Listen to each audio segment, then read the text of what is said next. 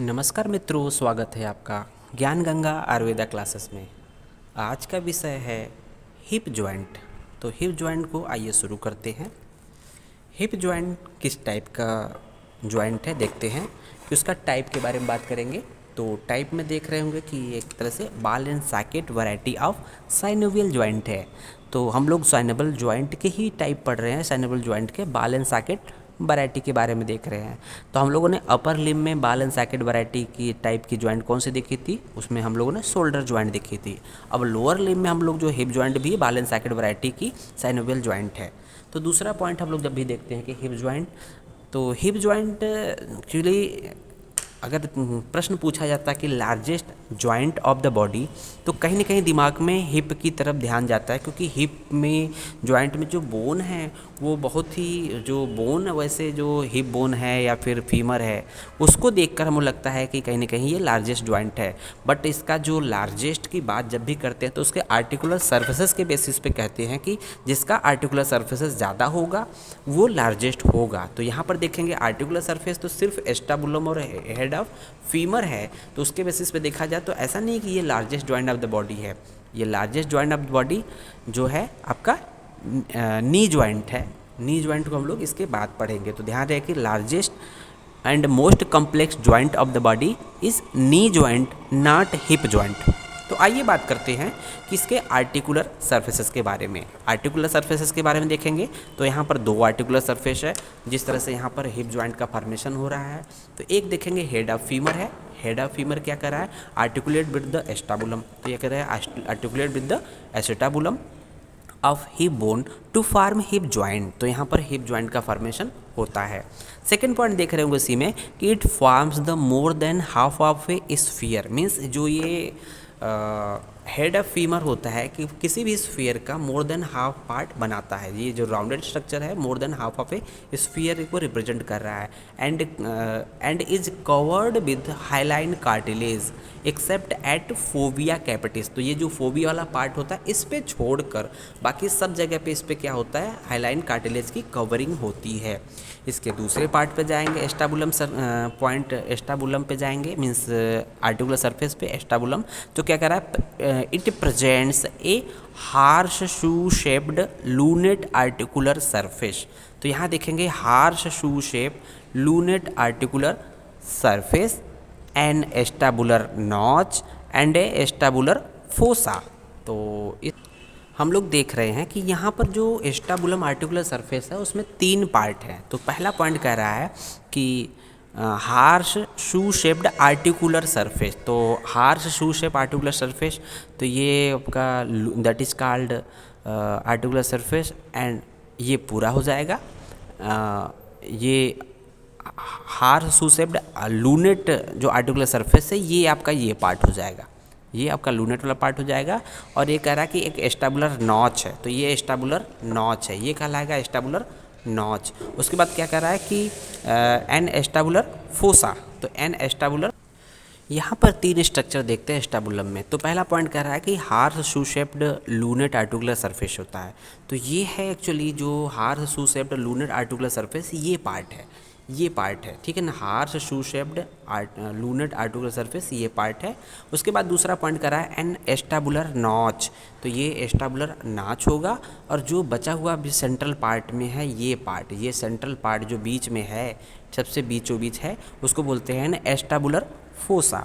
तो यहाँ पर करा है lunate surface is covered with cartilage. तो लूनेट सरफेस पे जो है कार्टिलेज अटैच्ड होते हैं। फिर देखेंगे कि यहाँ पर कह रहा है कि the hip joint is a unique in having a high degree of stability as well as mobility. तो जो हिप जॉइंट होता है एक्चुअली पूरा पूरा बॉडी वेट ट्रांसमिट करता है दोनों साइड से। तो इसलिए कह रहा है कि ये hip joint is a unique in having a high degree of stability. Stability बहुत ज़्यादा होती है, एज वेल एज मोबिलिटी, तो मूवमेंट भी इसका बहुत ज़्यादा होता है। द स्टेबिलिटी और स्ट्रेंथ डिपेंड्स अपॉन, मीन्स जो इस हिप जॉइंट की स्टेबिलिटी है या स्ट्रेंथ है किस पे डिपेंड कर रहा है, तो कर रहा है depth of acetabulum and narrowing of its mouth by acetabular labrum. Means कह रहा है कि जो इसकी जो स्टेबिलिटी है किस पे डिपेंड कर रही है। पहला पॉइंट है कि डेप्थ ऑफ एस्टाबुलम, तो जेस्टाबुलम जो है डेप्थ है, साथ ही साथ इसके चारों तरफ इसके मार्जिन पर एक लिगामेंट अटैच हो जाता है, दैट इज कॉल्ड एस्टाबुलर लैब्रम। तो इसको और डीप करता है, जैसा कि हम लोग ग्लिनॉइड कैविटी के चारों तरफ मार्जिन पर देखा था ग्लिनॉइड लैब्रम, उसी तरह से एस्टाबुलम लैब्रम होता है। उसके बाद देखेंगे सेकेंड पॉइंट कि tension and strength of ligament. तो यहाँ पर जो है इस जॉइंट के अलांग ढेर सारे लिगामेंट अटैच होते हैं चारों तरफ से, जिसकी वजह से ये स्ट्रेंथ प्रोवाइड होता है। नेक्स्ट पॉइंट देखेंगे स्ट्रेंथ ऑफ सराउंडिंग मसल्स। तो इसके चारों तरफ जो डिफरेंट मसल्स होते हैं, इस तरह से यहाँ देखेंगे, यहाँ डिफरेंट मसल्स दिखाए गए होंगे, इसके चारों तरफ डिफरेंट मसल्स है इस जॉइंट के, इसलिए ये और ज़्यादा स्ट्रॉन्ग होता है, स्ट्रेंथ होता है। साथ ही साथ देखेंगे length and obliquity of neck of femur. तो यहाँ पर देख रहे होंगे कि ये यहाँ पर फीमर के नेक का लेंथ और ऑब्लिकिटी भी कहीं न कहीं इसके स्ट्रेंथ को प्रोवाइड करती है। अब इसके बाद हम लोग हिप जॉइंट के कैप्सूल्स के बारे में, लिगामेंट्स के बारे में बात करेंगे। तो लिगामेंट की जब बात करते हैं तो सबसे पहला लिगामेंट क्या होता है, फाइब्रस कैप्सूल होता है। तो जिस तरह से ये जॉइंट है मीन्स इधर एस्टाबुलम लेटरल साइड में है और मीडियल साइड में एस्टाबुलम है, लेटरल एस्पेक्ट में क्या है, हेड ऑफ फीमर है। तो इसको इस तरह से भी बता सकते हैं कि ये आपका हिप जॉइंट फॉर्मेशन हुआ। और इस तरह से हम लोग देखते हैं कि इसको कवरिंग क्या होती है कि फाइब्रस कैप्सूल का जो अटैचमेंट का लाइन होता है टूवर्ड्स ये मार्जिन ऑफ एस्टाबुलर मार्जिन के अलॉन्ग अटैच होता है मीडियल साइड में, और लेटरल एस्पेक्ट जो है जो हेड और नेक के बीच में यहाँ तक अटैच पूरा फाइबर कैप्सूल्स की होती थी। इस तरह से ये कवरिंग होती है, पूरा कवर कर लेता है, ये फाइब्रस कैप्सूल होता है। तो आइए अब इसके बाद फाइब्रस कैप्सूल के बाद हम लोग 3 लिगामेंट की और बात करेंगे, जिसमें हम देखेंगे इलियोफीमोरल लिगामेंट। इलियोफीमोरल लिगामेंट कहने का मतलब हो जाएगा कि इलियम बोन से जो है फीमर के इंटरट्रोकेंट्रिक लाइन के अलॉन्ग अटैचमेंट होगा। तो कुछ लिगामेंट इस तरह से होंगे। तो यहाँ देख रहे होंगे कि इलियम से जो इंटरट्रोकेंट्रिक लाइन की ये है इलियम का पार्ट, तो यहाँ से कुछ फाइबर आते हैं और यहाँ पर कुछ इस तरह से अटैच होते हैं। तो ये 2 बैंड इस पे आते हैं, 2 बैंड इसके अलॉन्ग आते हैं, तो इसको बोलते हैं इलियम से फीमर पे इलियोफीमोरल लिगामेंट। दूसरा लिगामेंट है आपका प्यूबोफीमोरल लिगामेंट। तो ये देख रहे होंगे जो है थिन प्यूबिस है, तो यहाँ से सेम पैटर्न में यहाँ पर ये है प्यूबोफीमोरल लिगामेंट। तो ये है प्यूबोफीमोरल लिगामेंट। और तीसरी लिगामेंट है इस्चियोफीमोरल लिगामेंट। इसका मतलब कि इस्चियम के पार्ट से आते हैं। तो ये है इस्चियम, और इस्चियल जो स्पाइन या इसके अलॉन्ग से ये आपके इंटरट्रोकेंट्रिक क्रेस्ट के अलॉन्ग इंटरट्रोकेंट्रिक क्रेस्ट पे आके ये अटैच होते हैं। तो इसको बोलते हैं इस्चियोफीमोरल लिगामेंट। इस्चियोफीमोरल लिगामेंट जो है पोस्टीरियर एस्पेक्ट में होता है, जबकि iliofemoral ligament and pubofemoral ligament anterior aspect में होता है। उसके बाद बात करेंगे कि एस्टाबुलम, इसके बाद बात करेंगे ligament of head of femur. तो ligament of head of femur की बात करते हैं। तो यहाँ पर जो फोविया कैपिटिस है, फोविया कैपिटिस पे एक छोटा सा लिगामेंट होता है जो कि एस्टाबुलम के इस पॉइंट से जाके अटैच होता है, मीन्स जहाँ आर्टिकुलेट करता है उसी पॉइंट पे जाके चिपक जाता है। That is called ligament of head of femur. उसके बाद देखेंगे एस्टाबुलर लैब्रम, मीन्स एस्टाबुलम है तो उसके चारों तरफ मार्जिन पर एक लिगामेंट होता है, दैट इज कॉल्ड एस्टाबुलर लैब्रम, जो कि इसको और डीप करता है और उसको स्ट्रेंथ प्रोवाइड करता है। लास्ट लिगामेंट है ट्रांसवर्स एस्टाबुलर लिगामेंट। तो यहाँ देख रहे हैं कि जो एस्टाबुलर नाच था, एस्टाबुलर नाच के अलॉन्ग अगर जो लिगामेंट अटैच होगा that is called transverse acetabular ligament. तो कुछ इस तरह से हम लोगों ने हिप जॉइंट के लिगामेंट के बारे में देखा। यहाँ पर 7 लिगामेंट की बात किया। फाइब्रस कैप्सूल जो पहला होता है, फिर 3 जो होते हैं इलियोफीमोरल, प्यूबोफीमोरल एंड इस्चियोफीमोरल। उसके बाद ligament of head of femur, next है एस्टाबुलर लैब्रम और लास्ट है ट्रांसवर्स एस्टाबुलर लिगामेंट। इसके बाद हम लोग रिलेशंस ऑफ हिप जॉइंट पढ़ेंगे। हिप जॉइंट से अटैच के एंटीरियर, पोस्टीरियर, सुपीरियर कौन कौन से अटैचमेंट होते हैं। तो यहाँ देखेंगे कि एंटीरियर रिलेशन की बात करेंगे तो एंटीरियर रिलेशन की बात करेंगे तो कुछ स्ट्रक्चर इस तरह से रहेगा। एंटीरियर रिलेशन में देखेंगे तो यहाँ पर क्या होगा, tendon of iliopsoas muscle separated and joined by bursa and femoral vein। तो यहाँ पर क्या होता है, टेंडन ऑफ इलियोसास इसके एंटीरियर एस्पेक्ट में होता है। Muscles separated from the and joined by the bursa and femoral vein and femoral artery and femoral nerve. तो femoral vein, femoral artery and femoral nerve जो भी होता है थाई के एंटीरियर एस्पेक्ट में होता है, इसलिए एंटीरियर रिलेशन में है।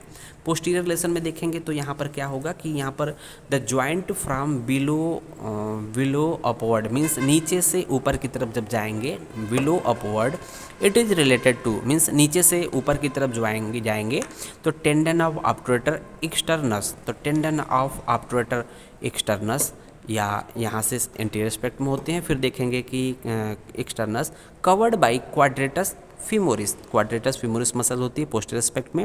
फिर देखेंगे obturator internus and gemelli. Obturator internus जो है पोस्टीरियर कंपार्टमेंट की मसल है, थाई के पोस्टीरियर कंपार्टमेंट मसल है, तो हम लोग हिप जॉइंट के पोस्टीरियर एस्पेक्ट में बात कर रहे हैं। फिर पायरीफार्मिस एक मसल है और सियाटिक नर्व, ये भी आपके कहीं ना कहीं पोस्टीरियर साइड की मसल है, नर्व है जो कि पूरे लेंथ में जो लेग में जाती है। और देखेंगे ग्लूटियस मैक्सिमस मसल होती है। ग्लूटियस मैक्सिमस जो होती है मीडियस और मिनिमस को कवर किए रहती है, तो ये पोस्टीरियर रिलेशन में होता है। फिर देखेंगे कि सुपीरियर साइड में मीन्स इसके एबव की बात करेंगे, इसके ऊपर की बात करेंगे तो reflected head of rectus femoris covered by gluteus minimus, gluteus medius and partially by the gluteus maximus. फिर देखेंगे इन्फीरियर, तो इन्फीरियर में देखेंगे lateral fibre of pectineus, obturator externus. In addition इसके अलावा there are gracilis, adductor longus, brevis, magnus and hamstring muscles. फिर बात करते हैं कि ये रिलेशंस के बाद उसके ब्लड सप्लाई के बारे में। तो ब्लड सप्लाई में देख रहे होंगे कि यहाँ पर 3 अटैचमेंट है। पहला ऑब्टूरेटर आर्टरी है और दूसरा है कि 2 circumflex femoral artery means medial and lateral. तो यहाँ पर सर्कमफ्लेक्स फीमोरल आर्टरी, जबकि हम लोगों ने अपर लिम्ब के केस में जब हम लोग शोल्डर जॉइंट पढ़ रहे थे तो वहाँ पर देखा था कि सर्कमफ्लेक्स ह्यूमरल आर्टरी थी। यहाँ पर हम लोग लोअर एंड पढ़ रहे हैं, हिप जॉइंट पढ़ रहे हैं, तो यहाँ पर फीमर के सराउंडिंग जो है 2 circumflex femoral artery lateral and medial, 2 gluteal artery, कुछ इस तरह से देख रहे हैं। तो ये ब्लड सप्लाई हम लोग ने देखा। फिर देखेंगे नर्व सप्लाई। नर्व सप्लाई में क्या है कि कौन कौन से नर्व होती है जो कि हिप जॉइंट के अराउंड होती है। तो फीमोरल नर्व होती है, anterior division of obturator nerve होती है। उसके साथ साथ हम लोग देखेंगे कि कौन कौन से मूवमेंट होते हैं जो कि हिप जॉइंट से रिलेटेड होते हैं। तो flexion and extension around the transverse axis. उसके बाद दूसरा जो मूवमेंट है adduction and abduction around the antero posterior axis. Third जो मूवमेंट है medial and lateral rotation around the vertical axis. Fourth movement है कि सर्कमडेक्शन, क्या है, combinations of far going movements. इसके बाद देखेंगे clinical anatomy of hip joint means hip joint से रिलेटेड कौन कौन से क्लिनिकल एनाटमी या अप्लाइड पार्ट होता है, इसके बारे में देखेंगे। तो यहाँ पर देखेंगे पहला पॉइंट है developmental dysphagia of hip joint. Developmental dysphagia of hip joint क्या है या हिप है, तो इसमें क्या होता है, disorder of abnormal development resulting in dysplasia का, साथ ही साथ subluxation and possible dislocation of hip. तो यहाँ पर क्या होता है कि डेवलपमेंटल डिस्प्लेजिया ऑफ हिप होता है, मीन्स डेवलपमेंट के बेसिस पे क्या होता है कि ये एबनॉर्मल डेवलपमेंट होने की वजह से क्या होता है, डिस्प्लेजिया होता है, सबलक्सेशन होता है और पॉसिबल डिसलोकेशन ऑफ हिप होता है। फिर देखेंगे कंजेनाइटल डिसलोकेशन की बात करते हैं। तो कंजेनाइटल डिसलोकेशन में होता क्या है कि कारण क्या होता है, इट इज़ मोर, जो congenital dislocation is more common in the hip than the any other joint of the body. Means hip joint में ये कंजेनाइटल डिसलोकेशन सबसे ज़्यादा होता है। क्यों होता है, क्योंकि the head of femur head of femur slips upward into the gluteal surface. तो ये कह रहा है कि जो हेड ऑफ फीमर को आर्टिकुलेट करना चाहिए एस्टाबुलम में, ये क्या करता है कि ये ग्लूटियल सरफेस की तरफ स्लिप कर जाता है, यहाँ ना होकर ये ऊपर की तरफ स्लिप कर जाता है। ऐसा क्यों होता है? तो देखते हैं कि यहाँ पर कह रहा है कि the head of femur slips upward onto the gluteal surface of ilium because, क्यों होता है? The upper margin of acetabulum developmentally deficient, means ये जो अपर मार्जिन है ये अगर नहीं रहेगा तो हेड ऑफ फीमर क्या होगा? ग्लूटियल रीजन में चला जाएगा। तो यहाँ मार्जिन ही तो इसको रोके पड़े है, और मार्जिन खत्म हो जाएगा तो सीधे तुरंत ये ग्लूटियल रीजन में ये डिस्प्लेस्ड हो जाएगा। तो ये कंजेनाइटल एक तरह से डिसलोकेशन है। तो because the upper margin of the acetabulum developmentally deficient this causes lurching gait. तो पढ़ लेना इसको, लर्चिंग गेट मीन्स लड़खड़ा के चलना। And Trendelenburg test is positive. तो पूछा जाता है कि कौन से ज्वाइंट के डिसलोकेशन में ट्रेंडेलेनबर्ग पॉजिटिव होता है और लर्चिंग गेट पाई जाती है। तो ये है हिप ज्वाइंट, हिप बोन के डिसलोकेशन में। फिर देखेंगे disease of hip like tuberculosis. तो ट्यूबरकुलोसिस वैसे तो कहीं का भी हो सकता है, मीन्स एक्स्ट्रा देन लंग्स के अलावा। तो देखेंगे disease of hip like tuberculosis may causes referred pain in the knee because of the common nerve supply of the two joint. Means अगर मान लीजिए कि हिप ज्वाइंट के अराउंड, हिप ज्वाइंट में ट्यूबरकुलोसिस हो जाती है तो उसकी वजह से क्या होता है कि रिफर्ड पेन होता है नी में, क्योंकि दोनों की कॉमन नर्व रूट है या ओरिजिन है। फिर देखेंगे fracture of the neck of femur. Fracture of the neck of femur may be sub capital near the head. Means अगर इस नेक की बात करेंगे तो इसका फ्रैक्चर 3 जगह से हो सकता है। 3 जगह से कौन कौन से पॉइंट हैं? तो पहला पॉइंट है near the head. Near the head बात करेंगे तो इस पॉइंट से होगा, और मिडिल में बात करेंगे और साथ ही साथ बेसल नियर द इस पॉइंट से। मीन्स अगर हम बात करें कि 3 पॉइंट पे नेक का फ्रैक्चर हो सकता है, तो कह रहा है near the head that is all सब कैपिटल, और दूसरा पॉइंट है कि इन द मिडिल। तो हम लोगों ने देखे मिडिल में ड्रॉ किया है नेक के, that is called cervical fracture. और नियर द ट्रोकेंटर, तो ट्रोकेंटर के नियर में अगर नेक का फ्रैक्चर होता है तो that is called basal fracture. तो कह रहा है डैमेज टू रेटिनाकुलर आर्टरीज। इस फ्रैक्चर की वजह से रेटिनाकुलर आर्टरी जो होती है काजेज डैमेज हो जाती है, that is causes A vascular necrosis of head.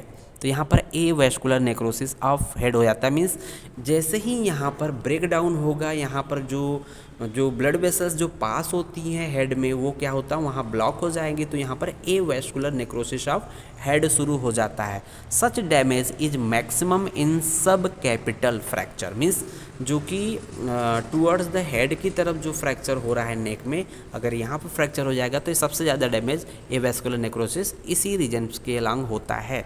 और इस तरह का डैमेज जो होता है वैस्कुलर नेक्रोसिस सबसे कम किस फ्रैक्चर में होगा? And least in the basal fracture. These fractures are common in old age between the age 40 to 60 years. Means जो हम लोग बात कर रहे हैं fractures of the neck of femur कि ये 3 जगह पर होता है, कि ये सब कैपिटल, सर्वाइकल एंड वेशल। एक तरह से ये ओल्ड एज में होता है। ओल्ड एज में भी उन्होंने कह दिया कि 40 to 60 ईयर्स के बीच में होता है, क्योंकि तो इस तरह से हम लोगों ने देखा कि ए वैस्कुलर या fractures of the neck of femur. Next point देखेंगे in case of avascular necrosis of head of femur the hip may be replaced. धन्यवाद।